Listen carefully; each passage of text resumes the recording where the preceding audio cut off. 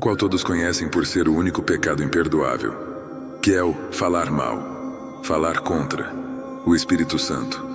É nada mais nem nada menos do que insultar, criticar a Deus. O Espírito Santo é Deus, enviado pelo Pai e pelo Filho, para nos dar acesso à salvação. Enchemo-nos dele, buscamos sua plenitude, ele habita em nós, o qual encontramos nas Escrituras que ele é a garantia da nossa salvação. Isso podemos ver e compreender lá no segundo livro de Coríntios, capítulo 1, versículo 22, e capítulo 5, versículo 5, o qual também nos convence do pecado, como diz lá em João, capítulo 16, versículo 8. A Bíblia menciona um acontecimento onde esse pecado se fez ser citado. Foi quando, certa vez, Jesus, após expulsar um demônio, os fariseus aproximaram-se e disseram que ele expulsou o espírito imundo pelo poder de Belzebu.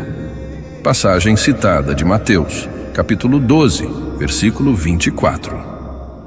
Os fariseus, de certa forma, estavam cansados, se sentiam incomodados pelas maravilhas que Jesus estava fazendo, de tal maneira que ele atraía multidões com a pregação do Evangelho. Os fariseus não viram outra maneira senão a de deturpar os ensinamentos da religião, que o Senhor havia revelado a Moisés no Antigo Testamento. Então, vendo os fariseus que Jesus viera como um reformador, trazendo o verdadeiro significado das Escrituras e se apresentando como o Messias, isso os incomodava, e muito. Para os fariseus, então, tomaram para si que Jesus não era o Messias. Se Jesus não era o que devia ser, o esperado de Deus, como ele expulsava demônios, de onde que vinha tal poder e autoridade? Os fariseus concluíram que Jesus fazia isso tudo através do poder de Satanás. Os fariseus sabiam que estavam afirmando perversamente quando disseram que Jesus agia com poder de chefe dos demônios.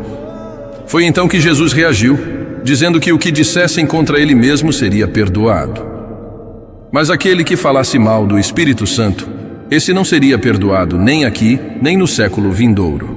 Podemos conferir lá em Mateus 12, versículo 31. Isso, infelizmente, tem sido usado de maneira distorcida e fora de contexto, principalmente por líderes religiosos que pregam falsas doutrinas e dizem que é o Espírito Santo que o enche e manda-os falar. E falam que, se forem criticados, estarão pecando contra Deus, estarão blasfemando, ou até mesmo quando há manifestações de dons de línguas, que é o que a Bíblia ensina ao contrário, que devemos sim utilizar as Escrituras durante as reuniões, ministrações, para saber se o profeta que está ali está falando a verdade. Um exemplo disso podemos encontrar lá no livro de Atos, quando ocorria da igreja se reunir, era utilizado as Escrituras, as leis, para saber o que estava sendo dito era de Deus ou não. Caso contrário, multidões podem ser enganadas por um falso profeta, por ideias vindas diretamente da cabeça de alguém que se passa por homem ou mulher de Deus. A Bíblia nos manda analisar e ponderar tais manifestações à luz da sã doutrina ensinada por Cristo e pelos apóstolos. Vemos muito bem isso lá em Atos dos Apóstolos, capítulo 17, versículo 11. Então, blasfemar contra o Espírito Santo não é questionarmos se determinada manifestação de fato vem de Deus. Não podemos de forma alguma concordar com certas pessoas que dizem que é pecado que os seus atos e suas atitudes, palavras, sejam analisadas e examinadas à luz da Bíblia.